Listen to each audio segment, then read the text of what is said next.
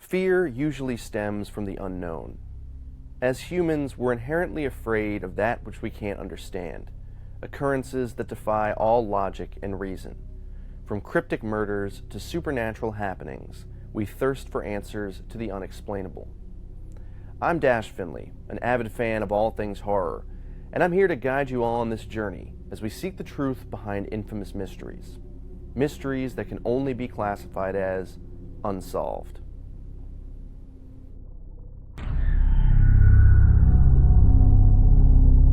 From May 1918 to October 1919, the city of New Orleans was terrorized by a figure cloaked in darkness, wielding a deadly axe and a murderous will.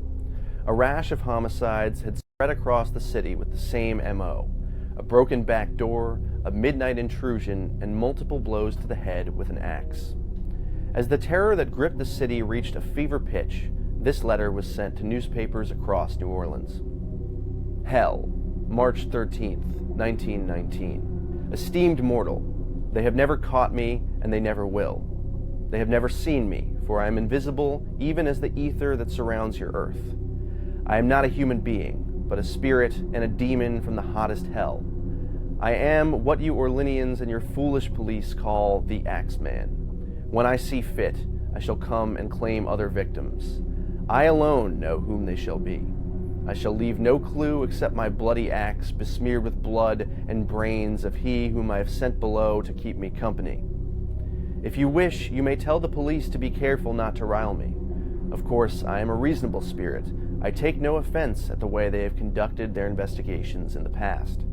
In fact, they have been so utterly stupid as to not only amuse me. Let them not try to discover what I am, for it were better that they were never born than to incur the wrath of the Axeman. Undoubtedly, you Orleanians think of me as a most horrible murderer, which I am, but I could be much worse if I wanted to. If I wished, I could pay a visit to your city every night. At will, I could slay thousands of your best citizens, for I am in close relationship with the angel of death. Now, to be exact, at 12:15 earthly time, on next Tuesday night, March 19th, 1919, I'm going to pass over New Orleans. In my infinite mercy, I'm going to make a little proposition to you people. Here it is. I am very fond of jazz music, and I swear by all the devils in the nether regions that every person shall be spared in whose home a jazz band is in full swing at the time I have just mentioned. Well, as I am cold and crave the warmth of my native Tartarus, it is about time I leave your earthly home, and I will cease my discourse. Hoping that thou wilt publish this, that it may go well with thee. I have been, am, and will be the worst spirit that ever existed, either in fact or realm of fancy. The Axeman of New Orleans was never caught.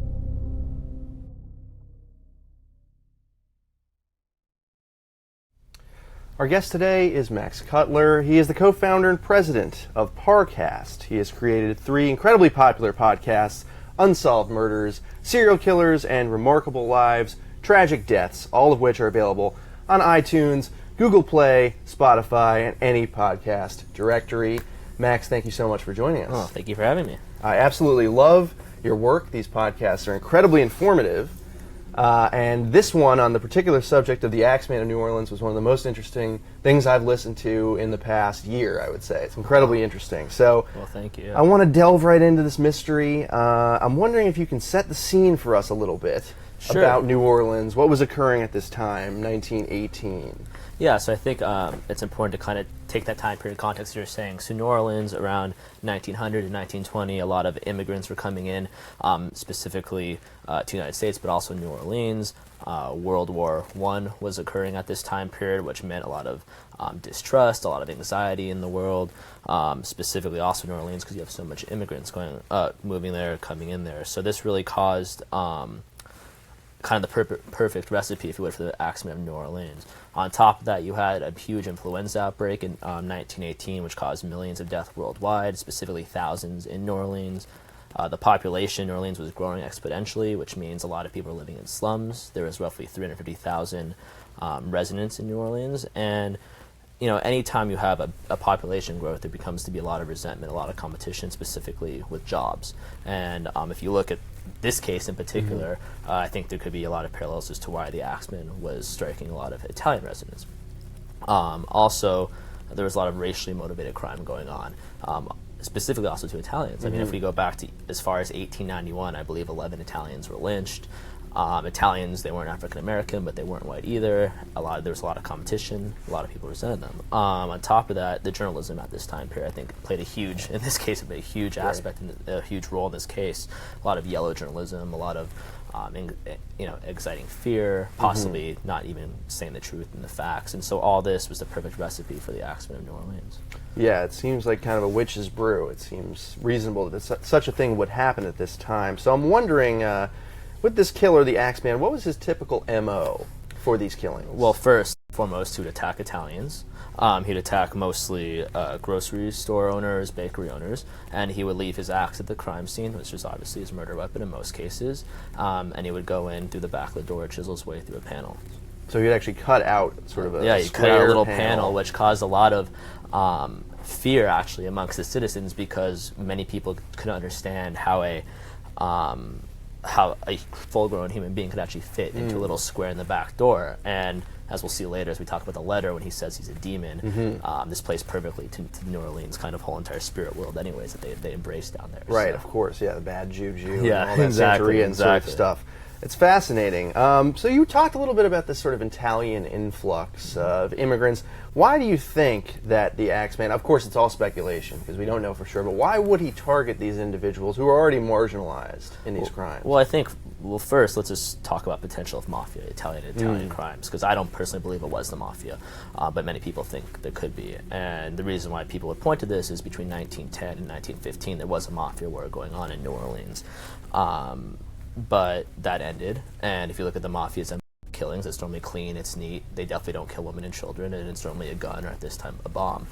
This was not the Axeman's killing whatsoever. He was up close, he was personal, with an axe, if you can imagine, sometimes even overkilling and a disorganized killer. So when we think about why Italians at this time period, I think that realistically, Italians were working for less money. They started owning grocery stores and bakeries at the same time, and really putting a lot of other people out of business. So it's very possible that a native of New Orleans felt angry and wanted to incite fear amongst the Italian community and started killing, in return to hopefully they would stop, owning grocery stores. That's interesting. Very interesting. Very interesting. I know there's a lot of anti-Catholic bigotry with Italians, but when I think about it, I guess most of the population of New Orleans at the time probably would be Catholic anyway, so that's probably not a part of it. But it is fascinating that he was singling out this group, but not always, though. There were some exceptions. Not always, and I think that's important, to talk about as well, is a lot of these crimes is what's fact and what's fiction in terms of was it the Axeman or the copycat killer is going on, and in many cases we don't know,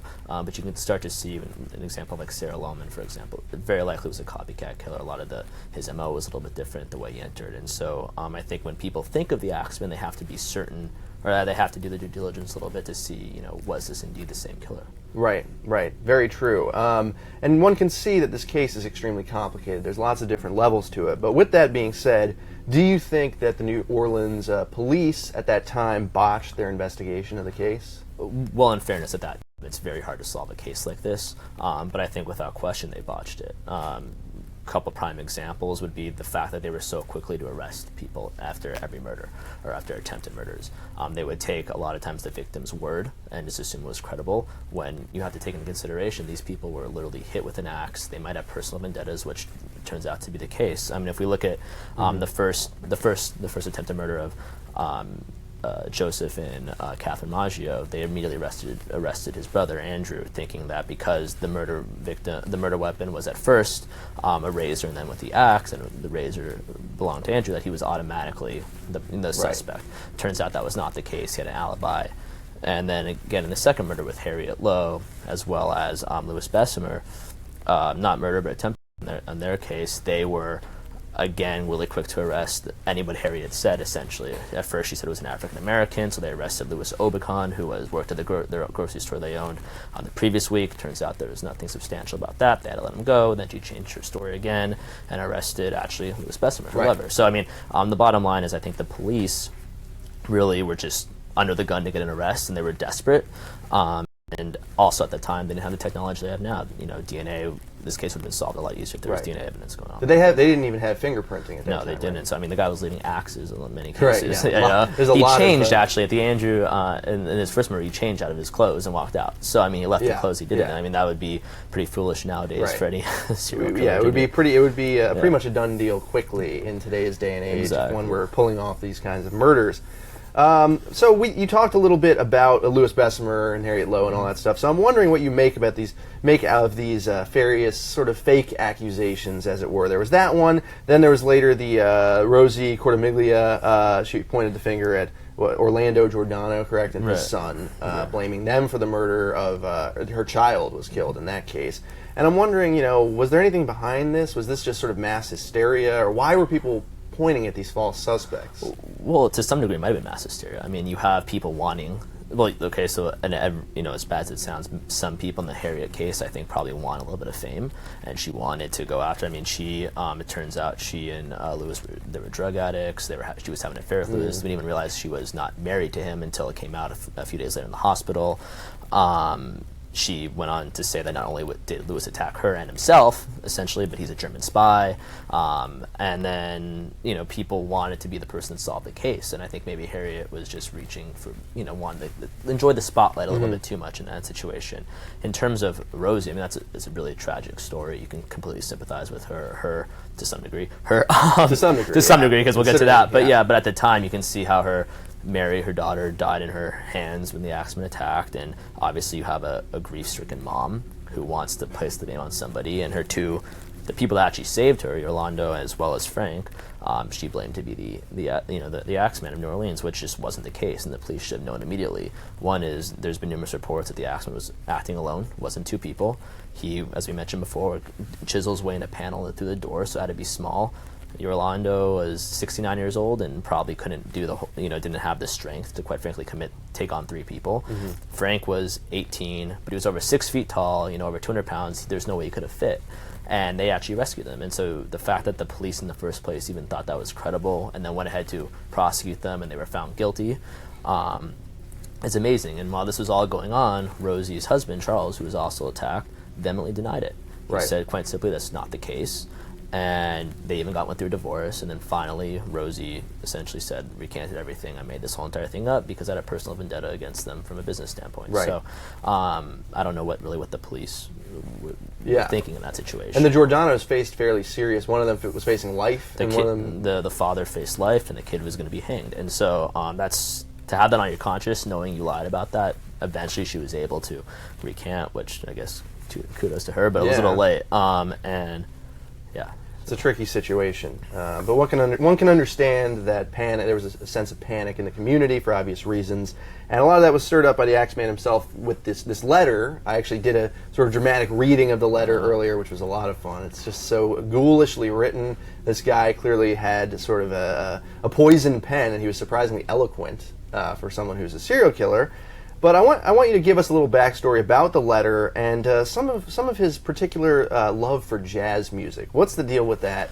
Yeah. Well, first, let's start off by saying we don't even know if the letter was written by him. Right. Because you make a great point. It was very eloquently written. Clearly, he had an education whoever wrote this. And as we talked about earlier, journalism at this time period wasn't exactly the most credible.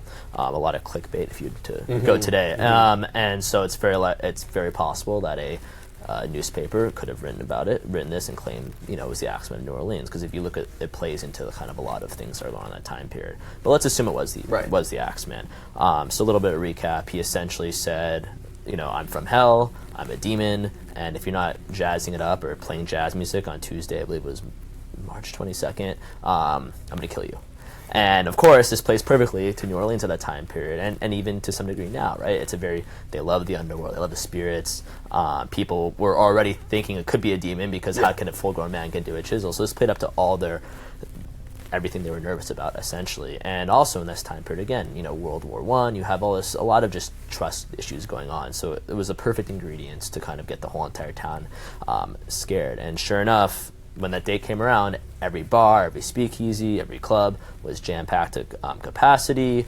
Everybody, people couldn't even get into them. They had to play jazz music at their houses, at their homes. Everybody was scared, and it was really a remarkable night from all accounts of it in terms of just how lively New Orleans was. So that made many people, as you just alluded to, think, well, was the Axeman possibly some sort of musician and needed a gig to that degree? Or, which is also a very common belief, and probably one that I would believe maybe he was just throwing everybody off, thinking he was thinking he was a musician, but really he just wasn't. He didn't want to be caught. Maybe they're throwing a son off. So it's an interesting scenario. But that letter definitely goes down in history in terms of serial killers as one of the first really marquee type of letters, and it even drew comparisons to Jack the Ripper. Yeah, because Jack the Ripper also said "from hell," right? Right, in his exactly. letter. So this guy was it's like a cover. But actually, I think it's more interesting than Jack the Ripper's letters. 100% it's more interesting. But yeah, and people even thought it was Jack the Ripper for a second. Because, there was at the time, it wasn't that long difference. Obviously, Jack the Ripper wasn't caught. So it was a lot of comparisons going on. I think it's safe to say he was not Jack the Ripper. But if you just look at kind of the letter in general and we compare it to like other serial killers, maybe like the Zodiac, for example, you can learn a lot about who this guy was. Clearly, he was a narcissist. He loved the attention. He wanted the notoriety. He was just very, full of himself, and he wanted to scare people. He wanted to have control. And that night he had control. He had the ultimate control. And so I think it's safe to say he kind of accomplished what he wanted to. And not only that, people wrote songs about it, for that thing, which is really interesting in pop culture. That's right. Yeah, it's been very enduring as well. Even recently, you've had American Horror Story and all these kind of accounts.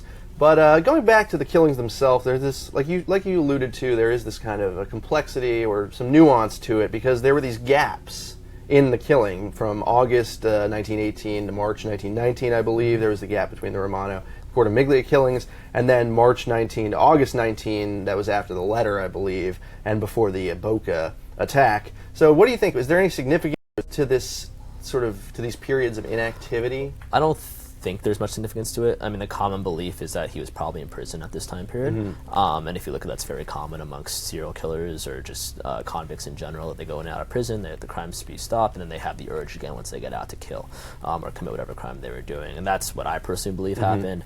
The other common belief is he could have been a sailor at this time. New Orleans, there's a lot of trade going on in the city. There was often common people come and go, so that's also very likely. It seems possible, especially due to this kind of seasonal element of it, where it starts up in August and March and August. There's like a weird synergy or symmetry. If you look at kind of like the average time people spend in prisons around then, it was around that time frame of it's about 6 to 8 months. Okay, interesting. So at the end of your show, you discussed this sort of widely disseminated theory that the murders were committed by Joseph Momfrey or Mumfrey, or there's varying pronunciations, but and he was later shot, allegedly, in Los Angeles by Mike Pepitone's widow, supposedly as revenge. Now, do you buy into this theory, and if so, why or why not? That's it's another great twist of the Axeman. It's a nice way to clean it up, I think. I do not buy into it. I think there's probably parts that could be true and parts that are just plainly false. I think it's a very nice Hollywood ending and over New Orleans ending. I think that if we kind of go back to the last murder of Mike Pepitone, what you see is there was numerous reports about his wife, Esther Albano, being very just very suspicious, kind of like not saying much to the police, saying it was obviously the Axeman in New Orleans, which made a lot of people think that maybe she knew the killer and didn't and was blackmailed or something from telling the real truth. That part I do believe. In terms of her actually going out to LA, tracking down the killer, wearing a black dress and shooting him, that seems a little bit far-fetched, especially because when we look back at records, there's no records of ever any Mumfrey or Momfrey being killed or assaulted in LA in that year. Granted, it was a long time ago. True. But and records do happen and come and go, but it just seems very far-fetched. And there was wasn't it some author who introduced this account first? Yeah, so that's kind of what happened, was like some author, everyone kind of took it as oh, it's fact. And then recently we had a new researcher went out there and kind of looked at the records and couldn't find anything to believe in it. So I kind of reopened the speculation of what really happened. Interesting. So that's possibly debunked or partially debunked. Yes. And on that note, there's also been this photo that's sort of circulated on the internet That's purported to be, quote, the only known image of the Axeman. It's kind of this shadowy figure that was caught by accident. Can you tell us a little bit about it? Do you think there's any chance it's real? I just don't think it's real. It would be hard at that period of time to really get a photo like that. And also, I mean, he's recently had a huge uprising in pop culture. Yes. If you look at American Horror Story, stuff like that. I don't believe it's real. No. Yeah, probably more clickbait, as you said. Yes, yes. Well, it got me because I clicked on it. So, in terms of suspects, are there any other? I know on your show you discuss one in particular, but are there any other possible suspects who could have conceivably done this? Anyone else that you can think of? Well, I mean, if you just want to kind of look at a broad sense and narrow it down, I would say it's not the mafia, as I mentioned earlier. I don't think it was a musician. I think that most likely you're looking at a New Orleans native that was really upset at the time period about losing a job, possibly, or some sort of personal vendetta. And so for us, and I still believe this, the one that most is likely to do it, in my opinion, and it's really important to my opinion because it's still a far reach, is Jake Bird, who we talked about. You know, Jake Bird was born in Louisiana in 1901, so in theory would be a little young, but he would still be about 17, 18 at the time of the murders, which is more than likely to fit in there. Many people describe the Axeman when he was running from the screens as being an African American, wearing a top hat. Jake Bird did that. Jake Bird eventually confessed to killing over 44 people when he was caught. He never confessed to being the Axeman of New Orleans, which is very interesting, but I mean, in theory, a lot of serial killers don't confess to all their killings. They want to hold the power, which kind of gets back to the letter. It makes a lot of sense if you think about it. He wanted all the power. He wanted to be that narcissist, to have control. And if you look at H.H. Holmes, Zodiac Killer, just some of the most famous serial killers, if you will, they all kind of lied. They didn't tell everything they were doing. They wanted to keep information. So it kind of makes sense for us to think that Jake Bird was potentially the Axeman. Plus, most of his kills were with an axe, which makes sense. Interesting. Yeah. Yeah. So I know on your show you mentioned that he was caught years later in Washington State, right? And that's what sort of led to this initial burst of information. He was caught in Washington State. He went on trial. He was convicted, and then when he was waiting to be hung, he confessed to 44 other murders across multiple states, and they did their due diligence, and it turned out it most likely was him. Wow. So there's a lot of the timeline sort of fits. He just didn't confess to it, but in theory, a lot of serial killers don't confess to everything they've done. So. True. Fascinating stuff. Well, we may never know, but that might be as close as we get. So you've created 3 very popular podcasts. As we mentioned, there's Unsolved Murders, there's Serial Killers, there's Remarkable Lives, Tragic Deaths.